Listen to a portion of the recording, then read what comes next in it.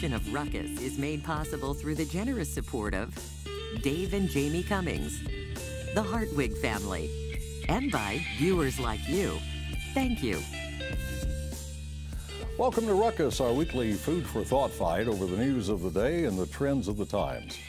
I'm Mike Shannon. The Ruckettes join me shortly. Our topics this week: Chief Forte heading from law enforcement to law school, a history lesson on how Kansas school finance became a debacle, and speaking of debacles, how about repeal and replace, plus roast and toast. But we start with our Newsmaker segment and visit with a Kansas City, Missouri Councilman, Jermaine Reed, who is active in the effort to increase the minimum wage for local workers and revitalize the 18th and Vine Jazz District. We'll talk with him about those projects and other major business at City Hall.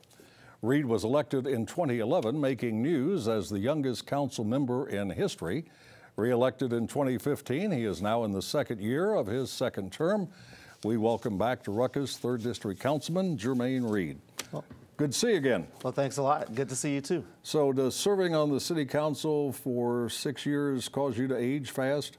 Oh, no. I mean, I've enjoyed my time on the City Council, and it has been a remarkable experience to be able to serve the very community where I was born and raised and be able to love this great city just as much as I do, and you and everyone else. How old were you when you were elected? 25? 25, yeah. Let's talk some about the minimum wage issue you've been very supportive of. I thought it was going to be on the ballot in August. It still will be. Well, all of a sudden, the City Council passed an ordinance putting it into effect. Explain how this is all happening. So there's certainly a lot of moving parts. And as you recall, of course, St. Louis had a Missouri Supreme Court case that upheld their minimum wage ordinance. And so we in Kansas City, of course, back in 2015, introduced a minimum wage ordinance that would increase minimum wage up to $15 an hour. Then there were some revisions in that, and we got to at least $13 an hour. They're out there. We unfortunately had to repeal it with a lot of sort of moving parts with the state preemption and a number of other items that took place. So the ordinance has been passed and would take effect in September, right? But I was getting to that. So yeah, I mean there was a new one that we introduced a couple of weeks ago that was introduced from the floor and passed. And yes, it would take effect in September, but it still would go to the ballot as well. So is the one on the ballot going to be different for more money per hour? The one that's on the ballot will be for $15 an hour, and it is because a group of petitioners led by the SCLC have asked for it to be placed on the ballot, and of course we as a council have placed it on the August ballot. And there's also the very good chance that state law may negate whatever you do in Kansas City, Missouri. Well, you know, just like here in the state of Missouri, there are 24 other states that are preempting municipalities like ours for implementing very effective tools to be able to increase minimum wage in local communities. And so we're not unique, but we want to be able to do what we can to allow people who deserve an increase in their pay, an increase in that pay. The ordinance that the council passed raises minimum wage to $13 an hour by 2023. What does the one on the ballot do? It would be $15 an hour. By when? By 2021, I believe, is the actual date. There's a gradual increase just as well as the other one. And so that's what that would be. There's a big election next Tuesday. Yeah, an $800 million infrastructure bond issue for Kansas City, Missouri, paid for by property tax increases over a period of time. Are you optimistic those items are going to get public approval? Yeah, extremely optimistic and hopeful that we, of course, need 57.1% of the vote. There are 3 questions that will be placed on the ballot. Question 1 deals with our roads, sidewalks, and bridges. Question 2 deals with flood control. And question 3 deals with our public facilities and also an animal shelter, which will be paid for through public and private investments. And each one has to be passed individually. Yeah, individual questions. One could pass and 2 could fail, or 2 could pass and 1 would fail, or all could fail, or all could pass. That's a good way to put it. We're hopeful, of course, that all of them pass, that it allows for us to do basic upkeeps here in Kansas City over a period of 20 years. Of course, that means we will see about $40 million a year for all of the projects that we can make some some real dents in some of our basic infrastructure here in Kansas City. There's also an 1/8 of a cent sales tax increase that would last for 10 years and go for economic development on the east side. Do you support that? Yeah, absolutely. I'm going to be voting for it. I think, of course, anything that will enhance our community, it's something I want to be supportive of. And the group of petitioners were able to get that on the ballot as well. And so that would, as you said, be for a geographic area over a period of 10 years. And there are about $8 million that we'll be able to see in revenue to be able to do that. All right, sir. Thanks very much for coming in. It's good to see you again. Thank you. Always good to see you. That is Kansas City, Missouri City Councilman Jermaine Reed. Now let's meet the panel and start a ruckus.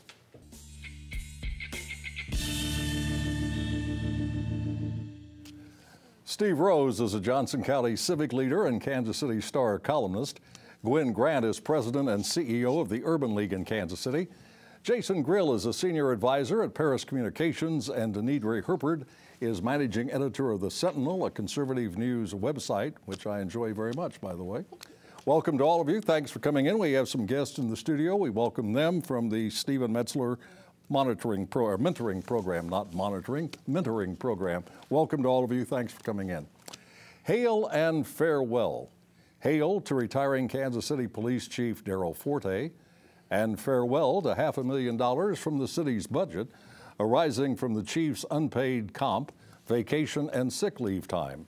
The Kansas City Star editorial board, while generally praising Forte's service, says the circumstances allowing an officer to accumulate almost $500,000 in unused benefits is yet another reason why the police should be under local control, not state supervision.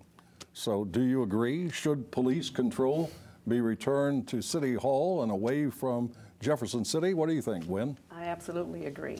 I think that in this particular case, it's obvious that the Board of Police Commissioners made a huge mistake in negotiating Forte's contract. Unfortunately, the terms of the contract were not in the best interest of the city nor the police department. And I think that under city control, the city provides the funding and the revenue while an appointed board makes decisions about how those revenues will be allocated, I think is seriously a problem for Kansas City. Jason, you were once a state rep in Missouri, Democrat, and thanks for pointing that out, Mike. I always point that out so people will understand who you are. In any case, do you think there's any likelihood the state wants to cede control of the police department Probably back not, to the but I think city council? I think they should. I just don't understand why we're one of the only cities in America that has a state-run police department. I think it needs to change. I think it needs to come back to a local control thing, and that is a Republican ideology stance, isn't it, Mike? Steve, you watched the Kansas City, Missouri Police Department for a lot of years. What are your thoughts? Do you think it might be wise to get back to local control? I think local makes sense, but I also want to say that these kinds of things happen fairly frequently where someone retires with a large bundle of money that comes as a shock. Even in Johnson County, sheriffs, deputy sheriffs when they retire sometimes, get $150,000 or more because they racked up a lot of overtime. And we hear of school superintendents who leave with huge bundles of money that people are shocked that they get. I think that there should be some sort of a lid on all these negotiations that said, when you retire, you will receive up to X and no more. I mean, there's got to be some common sense number. Do you know of any business that operates that way? Well, no, I don't know. Governments do, but not businesses. Any businesses that allow you to be paid for accumulated sick leave. And say, or vacation after a certain time. And retiring at 55. That doesn't happen. But vacation time, negotiating vacation time, and even the notion of comp time is a little bit questionable in my view. But there usually is a cap on the amount of vacation time that you're able to carry over. Use it or lose it. Because it places an unwieldy burden on the enterprise if you have someone suddenly leave and you have to pay huge sums of overtime and vacation, as is the case here. I don't begrudge Chief Forte for negotiating the contract. I also think he did a great job and has done a great job as police chief. I think the problem is in the system. I think if the police department was under city control, then that contract would have been negotiated within the confines of standard human resources practices, which would not have allowed him to accumulate and be paid for sick We know leave. the track record of Kansas City, Missouri. We know how professional that's always been. It is always said, and always will be said, that Forte was the first African-American police chief in the Kansas City, Missouri Police Department. Has that cooked it into the books now that his successor will have to be an African-American, given the racial unrest in the country? Ooh, that's a good question. I don't know. I don't think that it has to be that way, but it probably will be that way because Kansas City is a politically correct place that is going to blow the way the wind is blowing. I think they ought to be concentrating more on what the next person's going to do instead of what they look like. Kansas City's murder rate is, you're more likely, 7 times more likely to be murdered in Kansas City than you are in New York City. And that's a problem. Instead of concentrating on his race, we should be concentrating on what are they going to do to improve the department, to improve safety of the citizens. And they can start by not spending quite so much on retirement benefits and spending it maybe on more police officers. Well, they're going to spend some of it on a national search and not necessarily look within the police department. Jason, do you think that's wise? Don't get me started on national searches. We see those for college basketball coaches, and they just end up hiring the person they were going to hire anyways. I don't know about that, Mike. I would say that I agree that we need to hire the best person regardless of race, color. It's about experience. It's about what they're going to do in the future. It's about growing as a city, and I think whoever the best candidate is, they should hire. Gwen, do you think there's more to this retirement story than what the chief has said? Do you think there's some serious tension between the chief and City Hall, notably Mayor James? I think there's some serious tension, but I don't necessarily agree that that's the reason that he's retiring right now. Having had some conversations with him a while back, I knew that this was something that he was giving a lot of thought to before this friction began to build between he and... What's the friction caused by? I think it's probably just a difference of opinions about how to address inner city issues. I think he believes like that homicides? Well, no, I think he believes that the city needs to make a greater investment in removal of blight in the inner city because that plays a major role in fostering crime, and I think the mayor thinks, otherwise. All right, Gwen, wrap it up. Give me one sentence answer to this question beyond he was the first African-American police chief. What is Darrell Forte's legacy? I think his relationship with the community. He had an authentic relationship with all sectors of the community, and I think it played a major role in keeping tensions down during... He got out of the office on his motorcycle a lot, right? He got out of the office a lot and was out in the community with the people. Active on social media too, right? Yep. Very active. You can't fault that. That's kind of trendy these days, Mike. I've heard that. Yeah. Do you know how to tweet? Not yet. One of the prime benefits of having people around who have covered and commented about local and area news for decades is demonstrated quite effectively in a recent Steve Rose column. Steve remembers and reminds us how the Kansas school finance issue became such a bizarre, recurring controversy. The reason is a former Kansas governor who was, to put it charitably, a maladroit executive. The saga began in 1992, so Steve, take us back to that time and give us a summary of what happened. Well, 25 years I'm going to try to give you in 1 minute, Mike. So before 1992, local districts had local control, and the local property tax raised most of the money. After 1992, that was wiped away. The state taxed, and the state determined which districts would get how much money. And over time, that has proved to be very, very painful for districts like Shawnee Mission, for example, because they had, I'm not going to get into the weeds here, but they had in the beginning 3 weightings to determine special distributions for students, and now there are 14 of those. In the beginning, the idea was, yes, I agree that schools in western Kansas and other parts of the state deserve more money. There's no question about that. I think everybody agrees with that. There should be adequate education, and there should be equity in education. The question becomes, once the state reaches that criteria, then the question is, what happens to the school districts that want to exceed that level? Do they have the right to raise more money locally to provide programs that otherwise might not be provided? And you were complaining in your column about Melissa Rooker, who is a state representative from Johnson County. She wants, along with others, to go back to that formula you say is not good for Johnson County. I don't understand. Is that right? That is correct. Right. I don't understand. And State Representative Rooker represents the Shawnee Mission District, and I will say that she's at odds with the superintendent and the school board on this, but she wants to roll back the clock and basically go back to that 1992 formula, which has been so punitive to Shawnee Mission and other districts in Johnson County. Denidre, I know you follow this very closely for your website, The Sentinel, and I've asked this probably on every program where we've talked about Kansas school finance. Is there anyone anywhere who can say how much money the state Supreme Court will deem adequate for the Kansas school districts? No, but it's important to note that the Supreme Court didn't actually give a dollar amount. The attorneys and some of the school funding advocates are talking about $500 million to $800 million, but the court actually stopped short of saying this is the money it takes to get adequacy. They've said you need to adequately calculate how you reach that. There was a bill that I think is not going anywhere that would have taken the top 10, this is not exact numbers because I don't remember, the top 10% of schools that are high performance schools, determining what they're spending per pupil, and then calling that's what it takes to educate a student. And I think that number was about 5,200, which is actually more than what they're probably going to end up with at this point, 5,200 per student.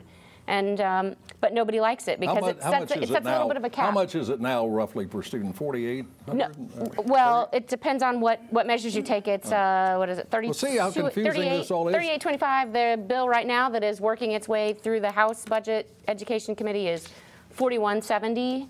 State-based data almost irrelevant because of those weightings that I talked about, Mike.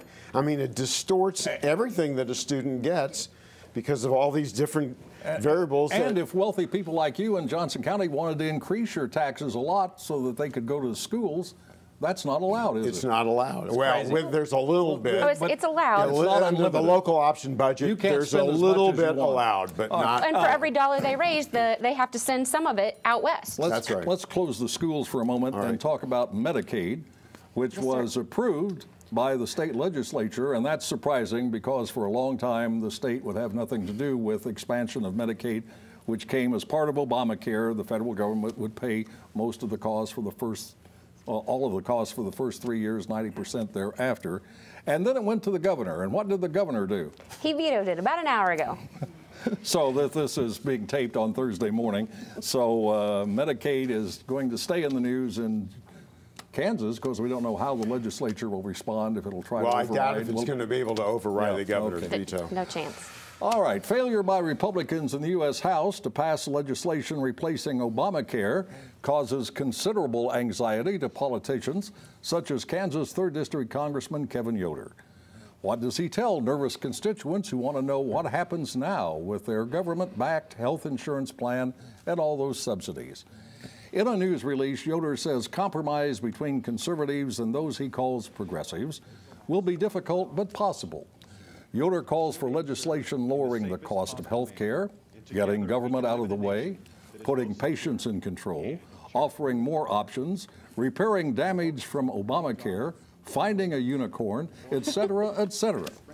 So, do you think Yoder's optimism is realistic, and should it be? And we start with Denidre.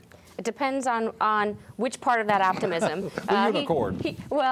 He in his statement, Congressman Yoder talked about finding compromise, which I think is possible, but I have limited hope that the compromise will be between conservatives and the more establishment wing of the Republican Party. Unfortunately, I think the president is going to bypass the conservatives and try to negotiate with the Democrats, which means more Obamacare, and all of that list of things that Yoder said he is hopeful will occur is really unlikely if Trump decides to negotiate with the left instead of the right. So, Jason, what does this do to Donald Trump's reputation as a top-notch deal maker and negotiator?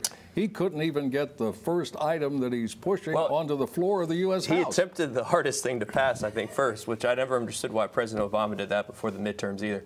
I don't think it'll hurt him with his supporters. I've watched interviews, focus groups, and they blame this on Congress. They don't blame it on Donald Trump. Well, Congress is controlled by the Republican Party. Right, so they're blaming Paul Ryan, they're blaming the leadership. They're not blaming the president. So will it hurt him?